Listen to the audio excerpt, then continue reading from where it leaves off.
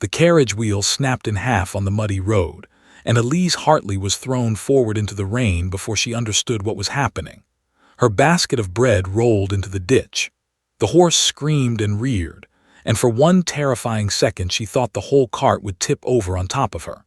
She scrambled back just in time, her hands sinking into cold mud, her heart pounding so hard she could hear it over the storm. A man appeared out of the darkness before she could catch her breath.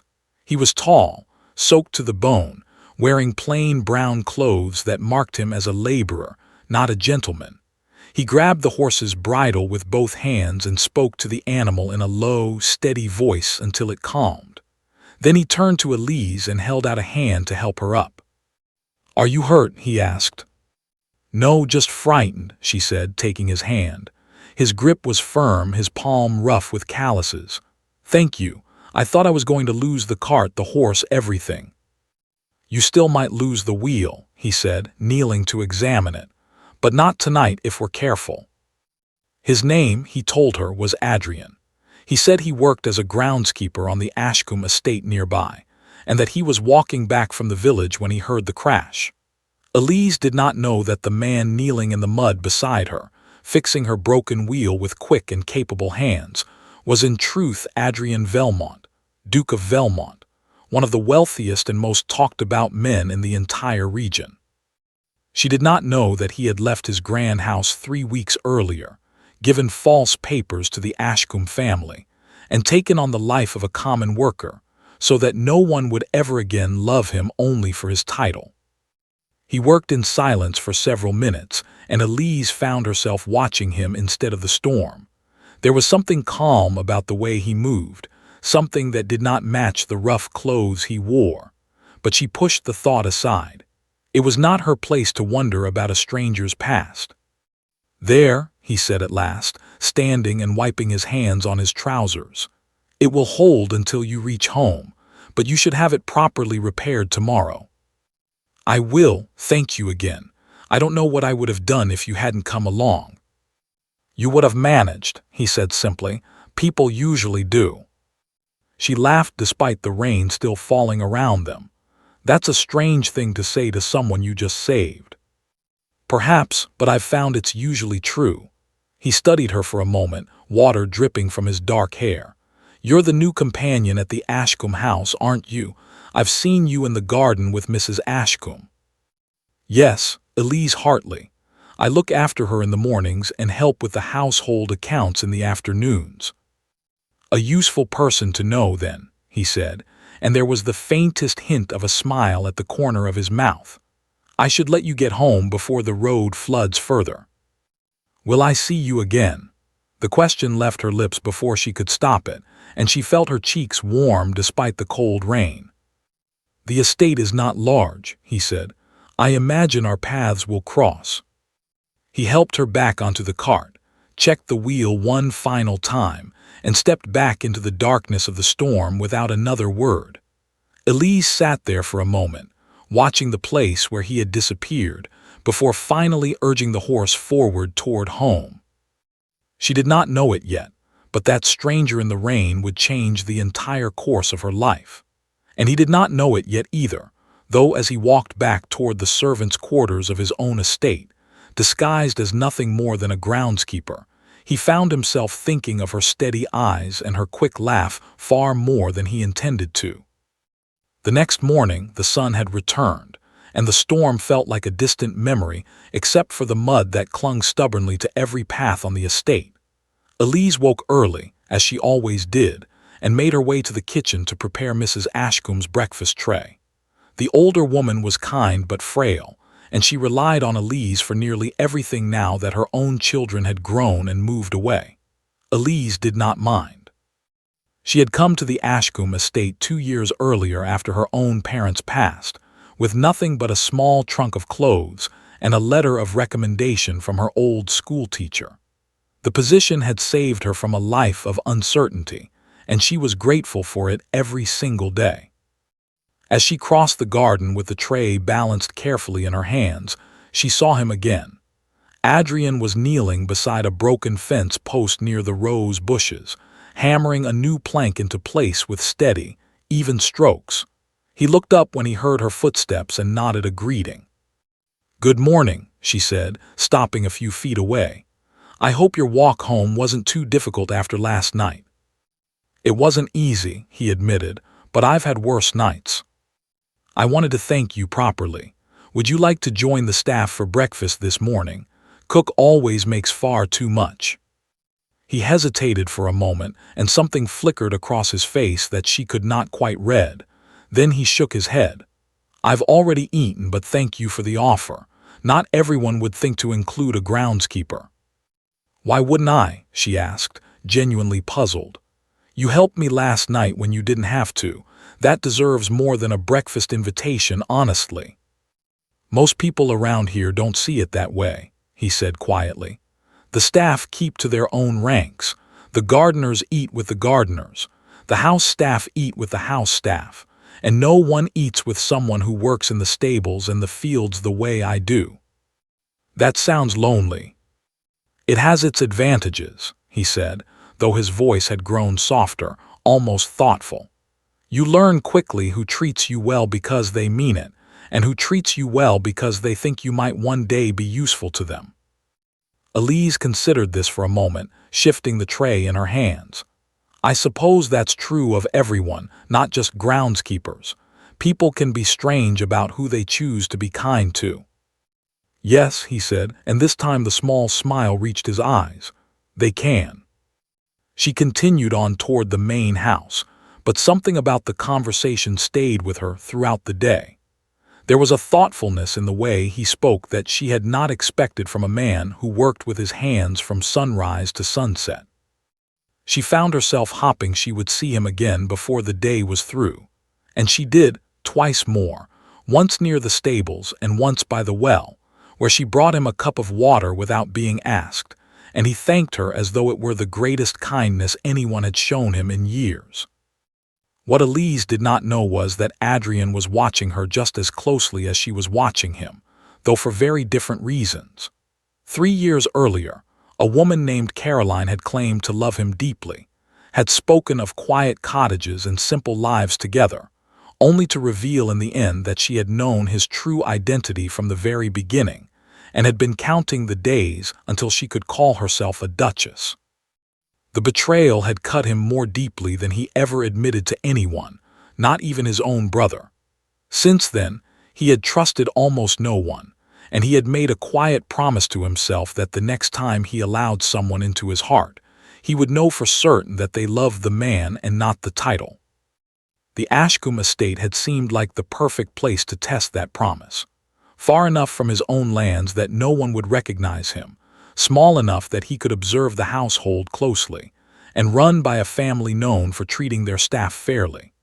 He had arrived under a false name, taken the lowest position available, and told himself he was simply curious to see how people behaved when they believed there was nothing to gain from kindness.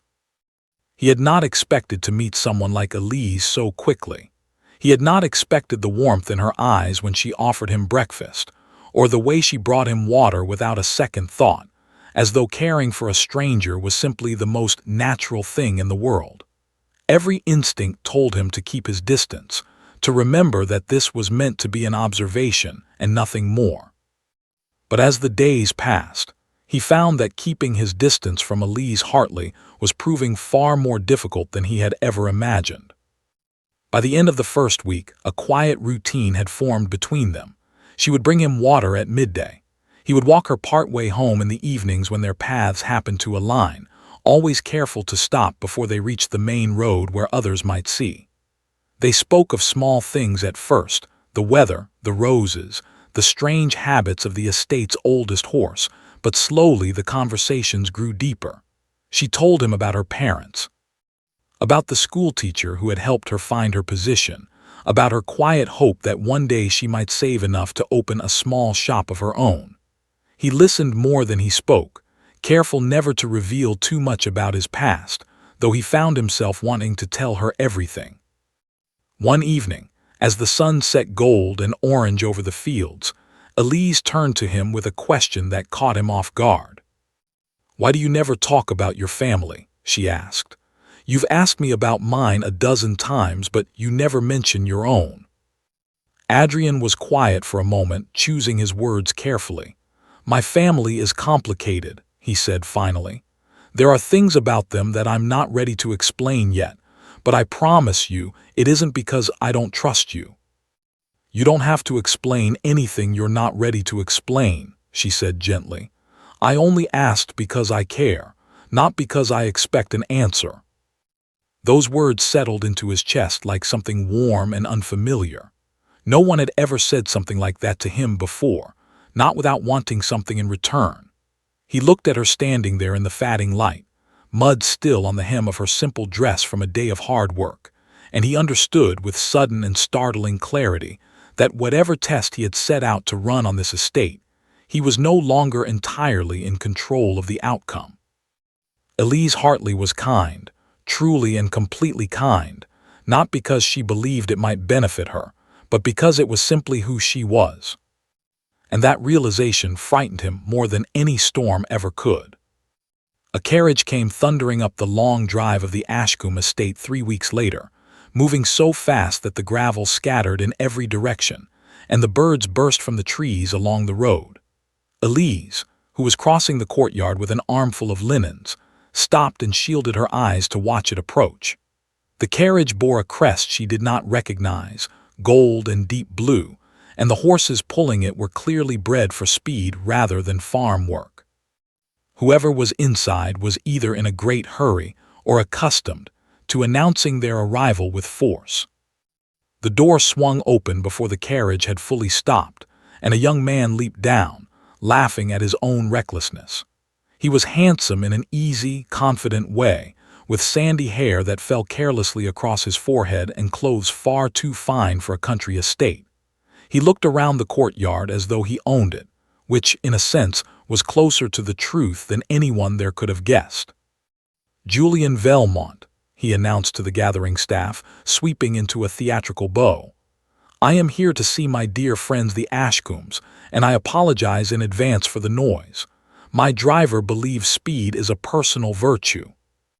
Mrs. Ashcombe hurried out to greet him, delighted, explaining to the staff afterward that Julian was the younger brother of a duke and had been a family friend since childhood, often visiting the estate when he wished to escape the pressures of his own household.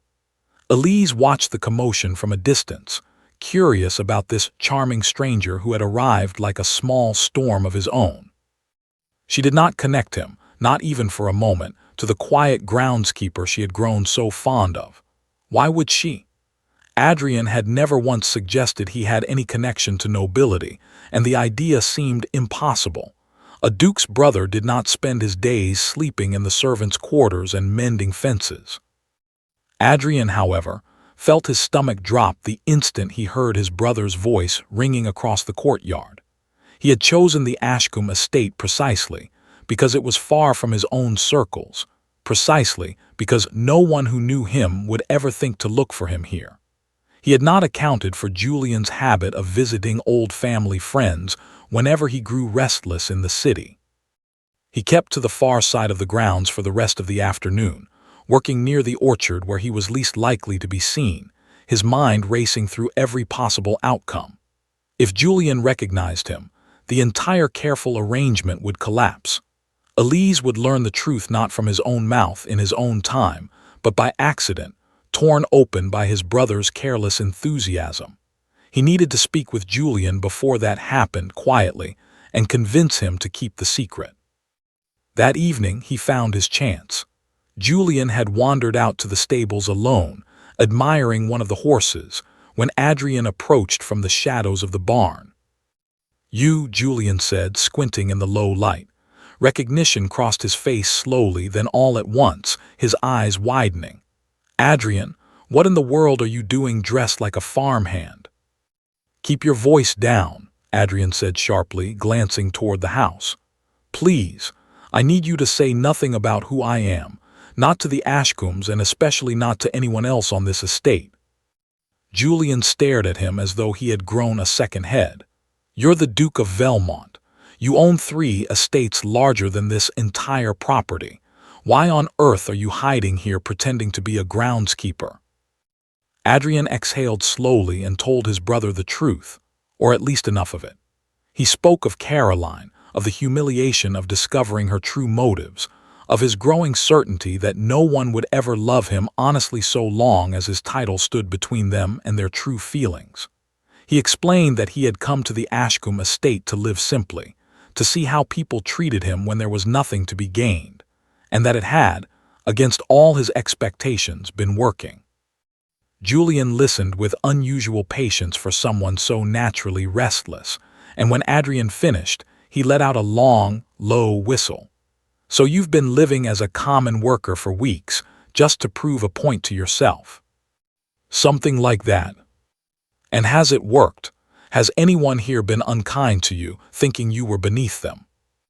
Adrian thought of Elise immediately, of the water she brought him without being asked, of the breakfast invitation, of the evening walks, and the gentle way she had told him he did not need to explain his family if he wasn't ready. "No," he said quietly. "Quite the opposite, actually." Something in his brother's tone must have given him away, because Julian's expression shifted into something more curious. "There's someone, isn't there? I can hear it in your voice." "It's complicated." "It's always complicated with you." Julian crossed his arms, grinning now. "Fine, I'll keep your secret, brother, though I think this whole scheme is a little mad. But you owe me an introduction to whoever has you speaking in that tone of voice." Adrian should have refused. He should have insisted that Julian stay far away from Elise entirely, that the fewer people who knew of his interest in her, the better. But some foolish, prideful part of him wanted his brother to see her, to understand why a woman who had nothing but a modest position and a kind heart had managed to unsettle him more than any wealthy, well-connected lady ever had. He agreed, with the condition that Julian introduce himself only as a family friend of the Ashcombes and nothing more. It was a decision he would come to regret with an intensity he could not have predicted. The following morning, Julian wandered into the garden where Elise was trimming the hedges along the eastern path, and introduced himself with the same easy charm he offered everyone. Within minutes, he had made her laugh twice, complimented the garden's design, and asked with genuine interest about her work with Mrs. Ashcombe. Elise, unused to such open attention from someone of obvious wealth and standing, found herself both flattered and a little wary. "You're very different from most gentlemen who visit this estate," she admitted, setting down her shears. "Most of them barely notice the staff exists." "That's their loss," Julian said simply. "I find the staff are usually far more interesting than the guests, though I hope you don't mind me saying, Miss Hartley, you're considerably more interesting than most people I've met in either category."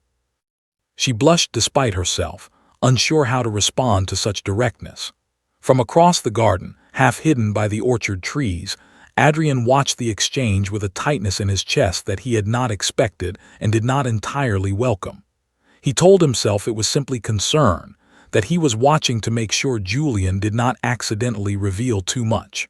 But the truth, when he was honest with himself, was harder to swallow. He did not like watching another man make Elise laugh, even if that man was his own brother.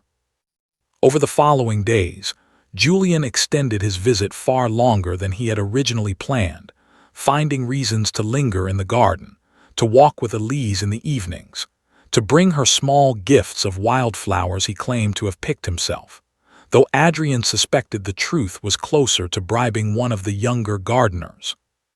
Elise, for her part, began to soften toward him. He was charming, attentive, and utterly unlike the quiet, careful groundskeeper she had grown close to. Where Adrian listened more than he spoke, Julian filled every silence with stories and easy laughter. Where Adrian seemed to carry some private weight behind his eyes, Julian appeared entirely free of burdens. She still sought out Adrian in the quiet hours of the day, still brought him water at midday out of habit and genuine fondness, but she found herself confused by the pull she felt toward two such different men. She said as much to her closest friend among the staff, a young maid named Clara, one evening as they folded linens together in the laundry room. "I don't understand it," Elise admitted. "Julian is wonderful. He makes me laugh, he's attentive, he says all the right things. But when I'm with Adrian, even when we're not speaking at all, I feel something I can't quite explain, something steadier." Clara raised an eyebrow. "Steadier isn't always exciting, though, is it? Julian Velmont is going to inherit half a fortune from his family someday. A woman would be foolish not to consider that." "I'm not thinking about fortunes," Elise said, a little sharply. "I'm thinking about who makes me feel like myself." "And which one is that?" Elise did not answer because she genuinely did not know. And that uncertainty, small and quiet as it was, would soon grow into something far more complicated than she could have imagined. Adrian, watching from the shadows of his own disguise, felt the walls he had built around his heart beginning to crack in ways he had never intended. He had come to this estate to test whether kindness could exist without motive, and he had found his answer in Elise Hartley within the very first week. But now, watching his own brother court the woman who had unknowingly won his heart, he faced a far more difficult question. Should he reveal himself now, before Elise's affections settled more firmly toward Julian? Or should he let the test continue, even at the risk of losing her entirely, simply to be certain, beyond any doubt, that whatever she felt for him was real? He chose, against every instinct screaming at him to speak, to remain silent a little longer. It was a choice born of pride as much as caution, and he would not fully understand the cost of that choice until it was almost too late. The fire began just after midnight, and it was Elise who smelled the smoke first. She had been unable to sleep, her mind restless with thoughts of Julian's latest visit and the strange, unresolved feelings that still lingered whenever she thought of Adrian. She rose from her small bed to open the window for air, and that was when she caught the sharp, acrid scent drifting through the darkness. For a moment she thought she was imagining it. Then she heard the crackle, faint but unmistakable, coming from the direction of the stables. She did not stop to think. She threw a shawl over her nightdress, grabbed the small bell kept by her door for emergencies, and ran through the halls of the servants' quarters, ringing it as loudly as her arm could manage. Doors flew open behind her. Voices rose in confusion and alarm. By the time she reached the courtyard, orange light was already flickering against the night sky, and the horrible sound of frightened horses screaming inside the burning stable reached her ears. "The horses," she gasped to the first person she saw, one of the younger stable boys, frozen in place with fear. "We have to get them out." Without waiting for anyone else, she ran toward the stable doors, pulling her shawl up over her mouth and nose against the thickening smoke. The heat hit her like a wall the moment she stepped inside. 6 horses were stabled there that night, including Mrs. Ashcombe's beloved old mare, a gentle creature who had carried 3 generations of the family and had grown too old and too frightened to move quickly on her own. Elise worked her way down the row of stalls, throwing open each latch, slapping the horses' flanks to send them running toward the door and the safety of the night air outside. One by one, they bolted past her, eyes wild, hooves striking sparks against the stone floor. She reached the last stall, where the old mare stood frozen, trembling, refusing to move despite the flames now licking along the far wall. "Come on," Elise pleaded, coughing hard against the smoke that had grown thick enough to sting her eyes and burn her throat. "Please, you have to move." She grabbed the mare's halter and pulled with all her strength, but the old horse would not budge, paralyzed by terror. Above them, a support beam groaned, weakened by the fire, and Elise looked up just in time to see it beginning to crack. That was the moment Adrian burst through the stable doors. He had been awake when the alarm bell rang, unable to sleep himself, and he had run toward the fire the instant he saw the glow against the sky. He did not think about his disguise, did not think about anything except the fact that Elise had gone into that stable and had not come back out.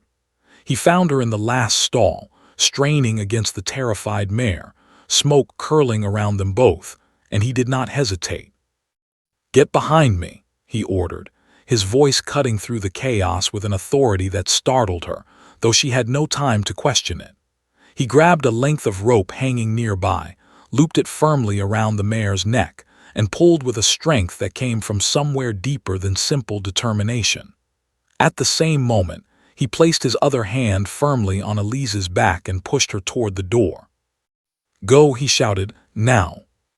She stumbled toward the exit, coughing, and turned just in time to see him drag the old mare forward with one final, powerful pull as the beam above them finally gave way, crashing down in a shower of sparks exactly where they had been standing seconds before. Adrian threw himself and the horse clear of the falling wood, tumbling out through the stable doors into the cool night air only heartbeats before the entire structure behind them groaned and began to collapse in on itself. The rest of the staff had gathered a safe distance away, forming a line to pass buckets of water from the well, though it quickly became clear the stable itself could not be saved. All they could do now was keep the flames from spreading to the nearby buildings. Elise sat on the ground where she had fallen, chest heaving, watching Adrian check the trembling old mare for injuries before finally turning to her. "Are you hurt?" he asked, kneeling beside her, his voice rough from the smoke. "No," she managed. "No, I don't think so. You saved us both. That beam would have." She could not finish the sentence, her hands trembling now that the danger had passed and the full weight of what had almost happened began to settle over her. He took her hands in his without thinking, steadying them, and for a long moment neither of them spoke. The fire crackled and hissed behind them, staff shouted instructions to one another, and somewhere in the darkness Julian's voice could be heard calling out, having woken to the commotion. But in that small space between them, none of it seemed to matter. "Why did you go in there?" he asked finally. "You could have waited for help." "There wasn't time to wait," she said simply. "Someone had to help her." She glanced toward the old mare, now calm enough to be led away by one of the stable boys. "I couldn't just stand there and let her burn because I was afraid."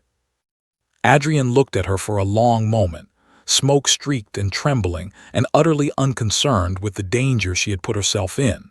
And he understood, with a certainty that settled deep in his chest, that he had never met anyone quite like her in his entire life. Not among the nobility he had grown up with, not among the countless people who had sought his favor over the years. Elise Hartley ran toward danger to save a frightened old horse simply because it needed help, and she had done it without a single thought for her own safety. The fire was finally brought under control an hour later, though the stable itself was a total loss.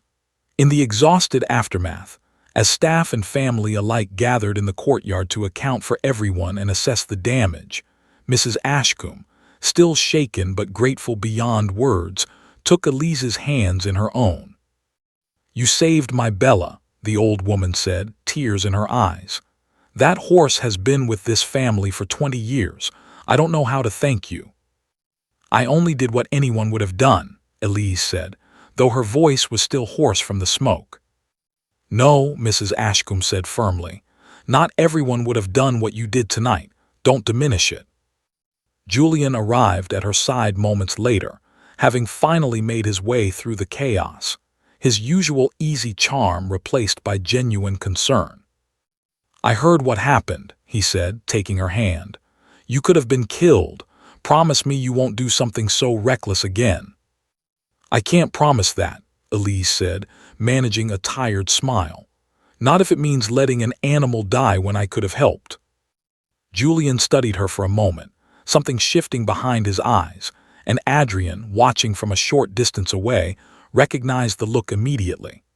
It was the look of a man beginning to fall in love, truly and seriously, rather than simply enjoying a pleasant flirtation. The realization settled over him like a second, quieter fire, burning slower, but no less painfully than the one that had just been extinguished.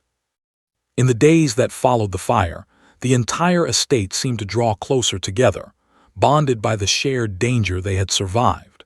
A new stable was already being planned, funded generously by Julian, who insisted on covering the entire cost without being asked, a gesture that earned him considerable gratitude from the Ashcombe family and further softened Elise's growing affection for him. He visited the site of the ruined stable often, discussing plans with the builders, and always made a point of finding Elise afterward to ask how she was recovering from the ordeal. Adrian, meanwhile, threw himself into the physical work of clearing debris and preparing the ground for the new construction, grateful for the exhausting labor that gave him something to focus on besides the growing ache in his chest. He watched Julian's courtship of Elise deepen with each passing day, watched her laugh more freely with his brother, watched the easy comfort growing between them, and told himself repeatedly that this was exactly what he had wanted. He had wanted to know whether Elise's kindness was genuine, uncomplicated by any hope of gain, and the fire had answered that question beyond any doubt. She had run into a burning building for a horse that could offer her nothing in return.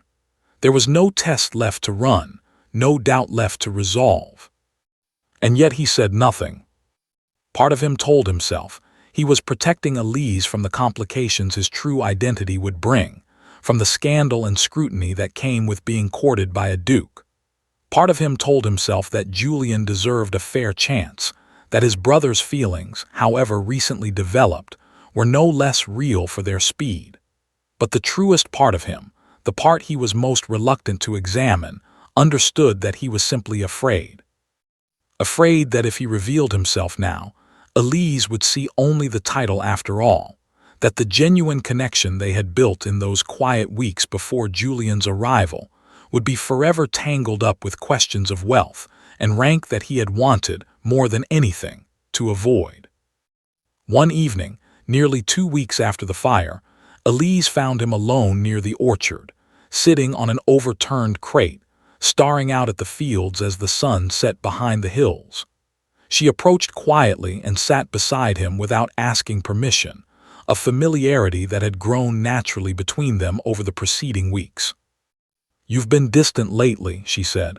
"Ever since the fire, actually. Is something troubling you?" He considered lying, considered offering some simple excuse about exhaustion from the rebuilding work. Instead, he found himself telling her a version of the truth he had not planned to share. "I'm troubled by a choice I need to make," he said slowly, "and I'm afraid that whichever way I choose, I'll lose something important." "That sounds like a difficult position to be in," she said gently. "Do you want to talk about it?" "Not yet," he admitted, "but soon, I think, soon I won't have a choice anymore." She studied him for a long moment in the fading light, and something in her expression suggested she understood far more than he had said aloud, though she did not press him further. Instead, she reached over and took his hand, the same way he had taken hers in the smoke and chaos of the burning stable, and simply held it in comfortable silence as the last light faded from the sky. Neither of them spoke of Julian that evening, but the unspoken presence of him sat between them all the same, a shadow neither could quite ignore, growing larger with every day that Adrian continued to hide behind his borrowed name. The truth arrived the way most dangerous truths do, without warning and at the worst possible moment. A fine carriage rolled up the drive of the Ashcombe estate on a bright afternoon 3 days later, and out stepped a tall, silver-haired man named Edmund, who had served as steward to the Velmont family for over 30 years.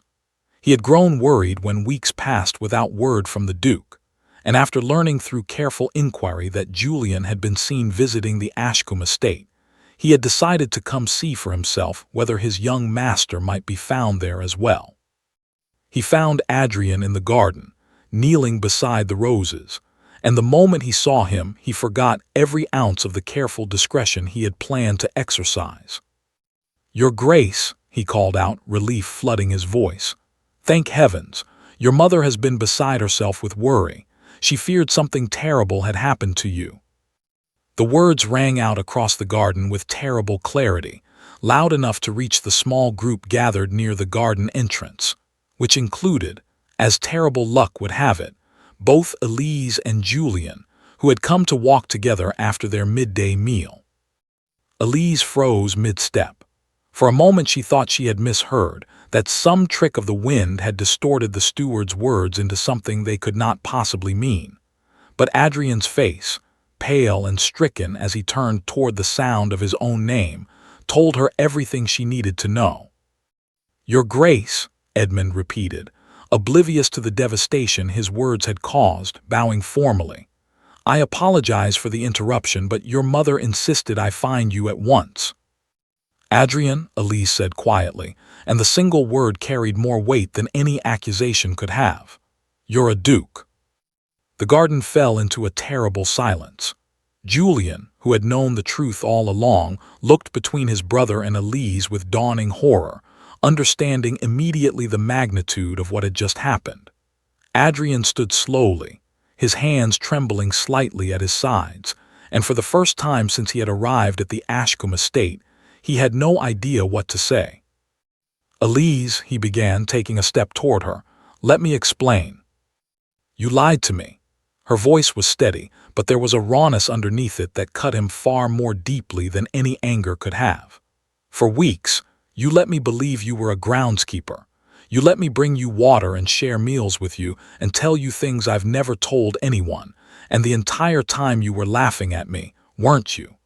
Watching to see how the foolish companion girl would behave around someone she thought had nothing."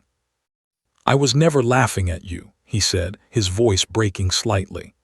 "Elise, I swear to you, none of what happened between us was a lie. I disguised my identity, but I never lied about how I felt." "How could I possibly know the difference?" she demanded, tears gathering in her eyes despite her clear effort to hold them back. "You've spent weeks deceiving me, and now you expect me to simply trust your word about what was real and what wasn't." Julian stepped forward then, his own face pale with a different kind of hurt. "You knew about this?" he asked his brother, though the answer was already written plainly on Adrian's face. "You knew, and you let me court her anyway. You let me fall for her, knowing the whole time that you—" He stopped himself, unable to finish the thought aloud in front of Elise, though the meaning hung unmistakably in the air between them.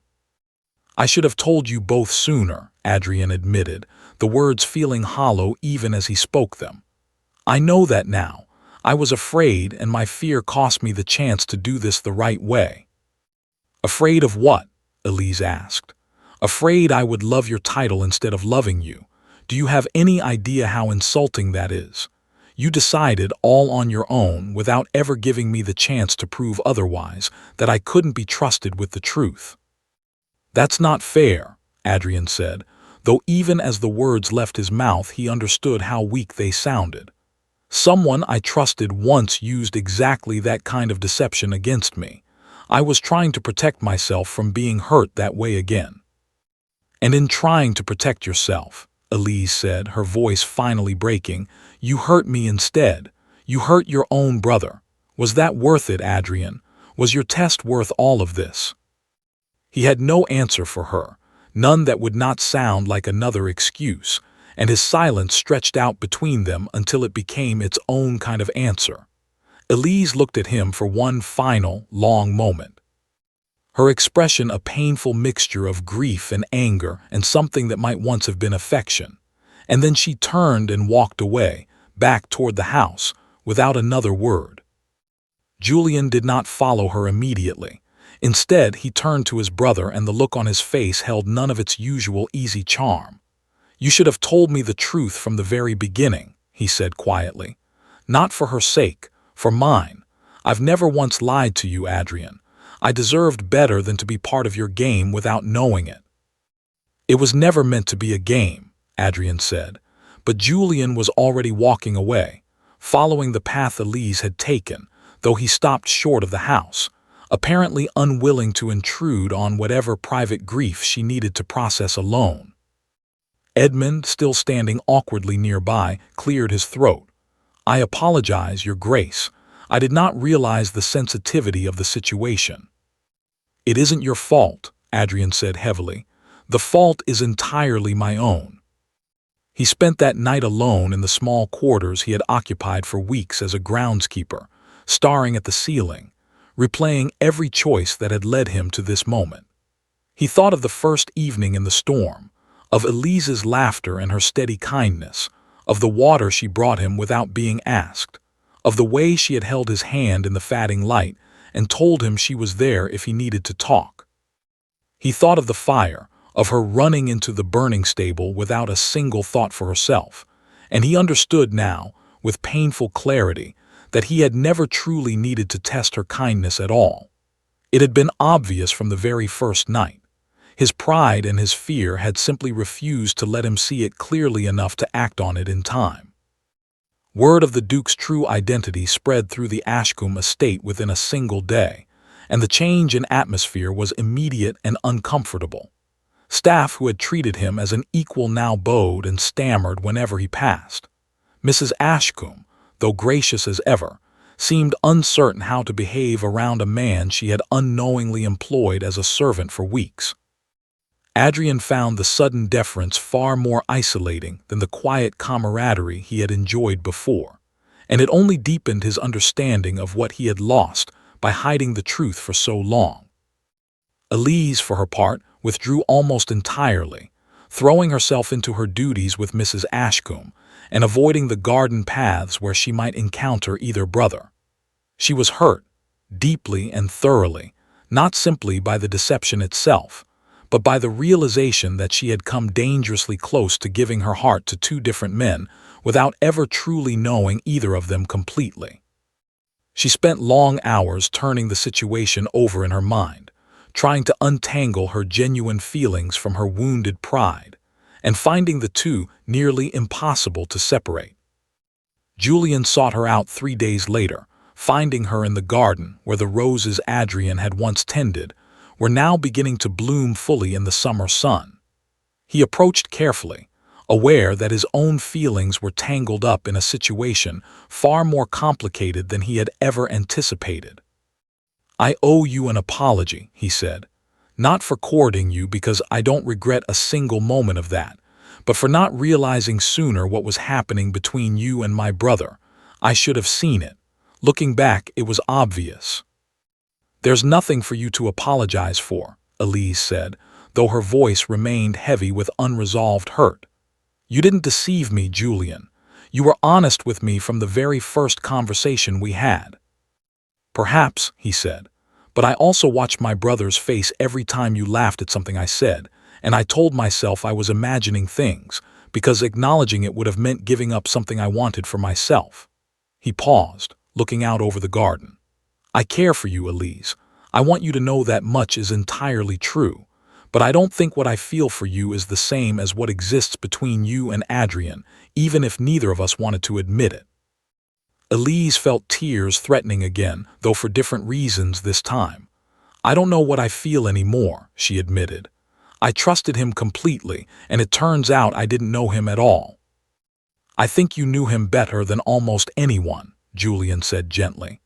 "The man who worked in this garden for weeks, who ran into a burning building without hesitation, who listened to you the way he never listens to anyone at court, that was still my brother, Elise.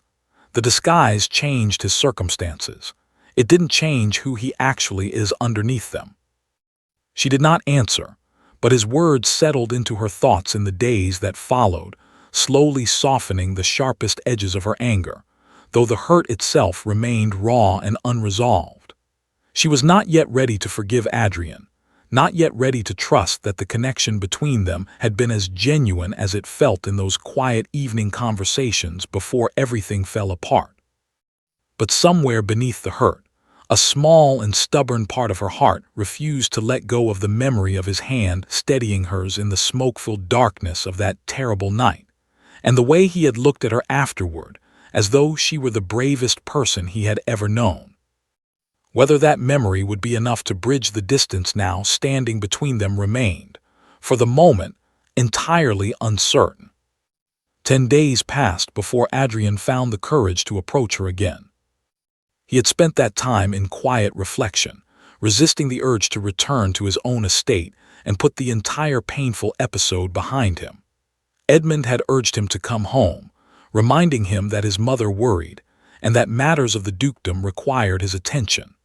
But Adrian could not bring himself to leave, not while things remained so unresolved with Elise, not while the memory of her walking away from him in the garden continued to haunt every quiet moment. He found her finally near the ruins of the old stable, standing before the newly finished frame of its replacement, which had risen quickly thanks to Julian's generous funding and the tireless work of the local builders.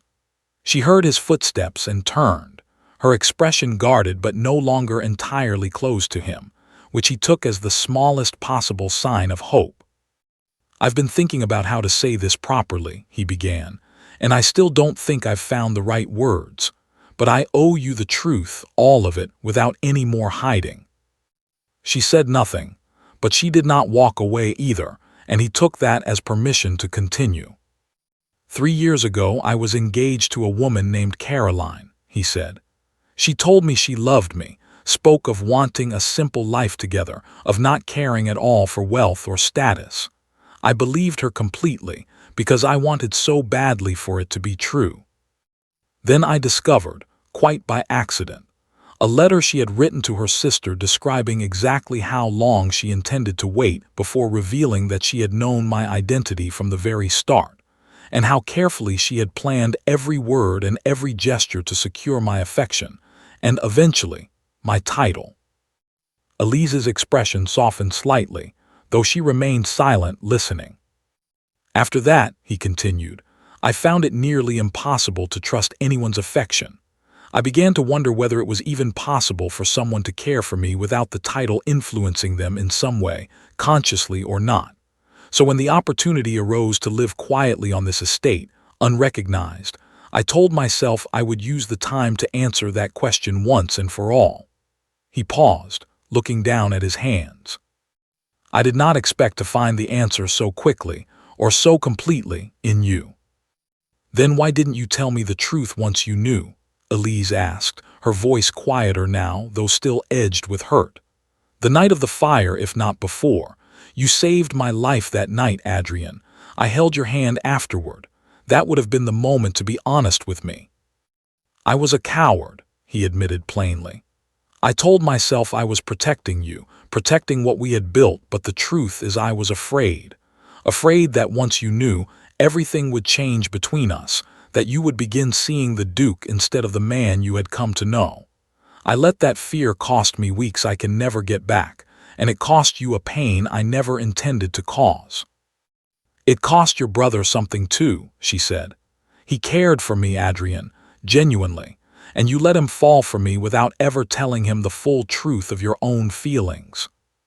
"I know," Adrian said, his voice heavy with regret.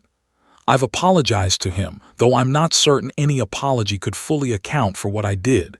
He deserved better from me. You both did." They stood in silence for a long moment, the sound of hammers still ringing faintly from the builders working on the far side of the new stable. Finally, Elise spoke again, her voice softer now, though still cautious. "When I found out who you really were," she said, "the thing that hurt the most wasn't the title itself. I don't care about titles, Adrian. I never have. What hurt was realizing that you didn't trust me enough to believe I might be different. You let one person's betrayal convince you that everyone would behave the same way, and you never gave me the chance to prove otherwise, not really. You made your decision about who I was before I ever had the opportunity to show you." Her words struck him harder than any accusation of dishonesty could have, because he understood immediately that she was right. He had not simply been protecting himself. He had been, in some quiet and unacknowledged way, testing her without her knowledge or consent, treating her as a subject in an experiment rather than as a person deserving of his trust from the very beginning. "You're right," he said quietly, "and I don't have a good answer for that except to say that watching you, every single day, taught me something I don't think I could have learned any other way. I watched you run into a burning building for a horse that could give you nothing in return. I watched you bring water to a man you believed had no wealth or status simply because you thought he might be thirsty. I watched you care for Mrs. Ashcombe with a patience and gentleness that had nothing to do with obligation. Every single thing I witnessed convinced me more completely that you were exactly who you appeared to be. My hesitation to tell you the truth was never about doubting you, Elise. By the end, It was entirely about my own fear of losing what we had found together. "And watching me with Julian," she asked, "what did that teach you?" He exhaled slowly, the admission difficult even now. "It taught me that I am not nearly as patient or as noble as I once believed myself to be," he said. "Watching him court you, watching you laugh at his stories and consider his attention, it was the most difficult thing I have endured in a very long time, and I have endured a great deal. I told myself I was giving him a fair chance, that I was respecting your right to choose freely between us. But the truth is, I was simply too afraid to speak up, and I let that fear nearly cost me the person I had come to care for more than anyone else in my life." Elise studied him for a long moment, searching his face for any sign of the calculation or performance she had feared might be hiding beneath his words. She found none.